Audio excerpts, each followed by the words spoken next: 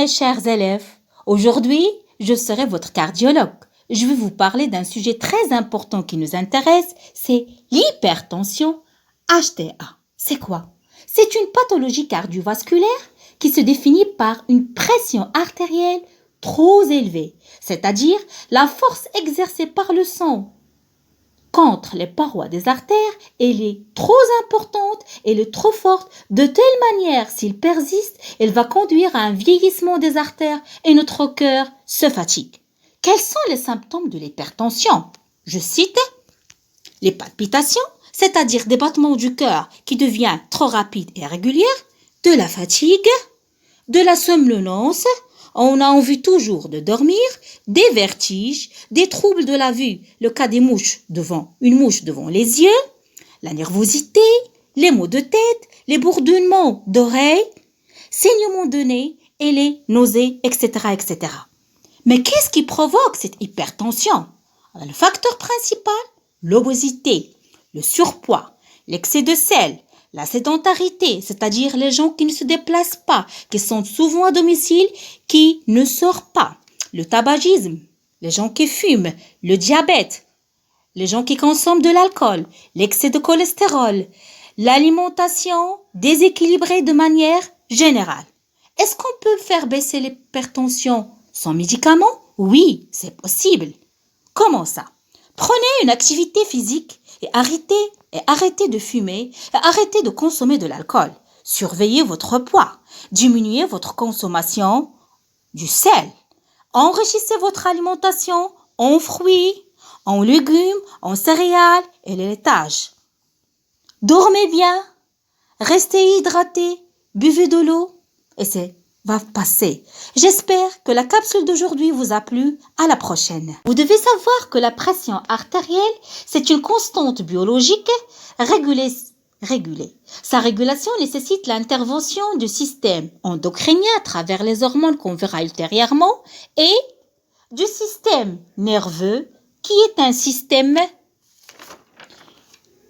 réflexe, c'est-à-dire on a une boucle de régulation, on a une boucle de réflexe qui fait intervenir différents acteurs. On a ici, comme vous voyez, le schéma général de cette boucle de régulation.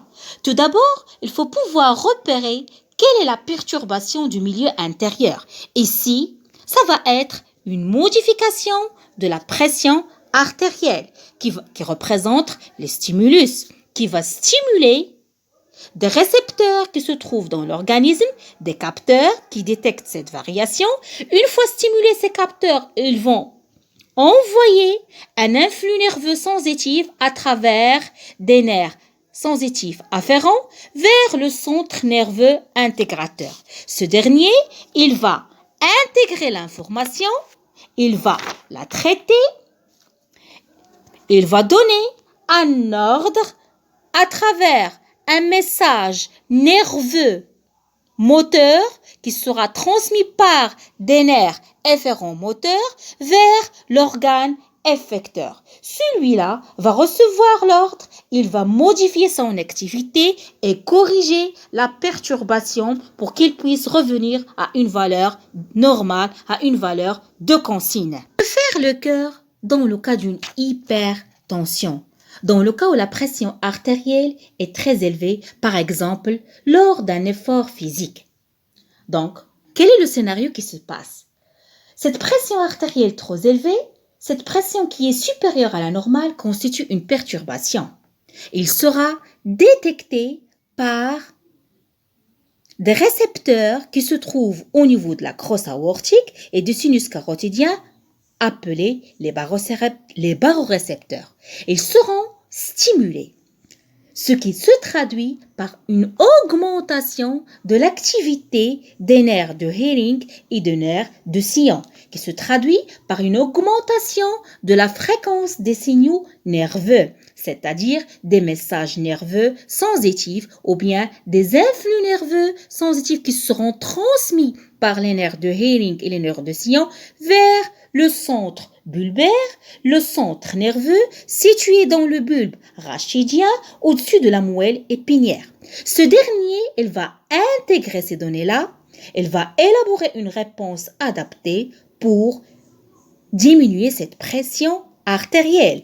Elle va envoyer des ordres. Des ordres. Comment? En augmentant l'activité du nerf cardiaque parasympathique et en diminuant l'activité du nerf cardiaque sympathique.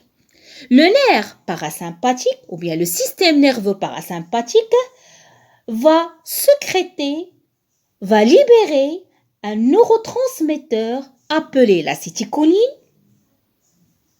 qui a par effet de provoquer un ralentissement du cœur, ce qui conduit à une diminution de la fréquence cardiaque et de ce fait-là, la pression artérielle sera diminuée.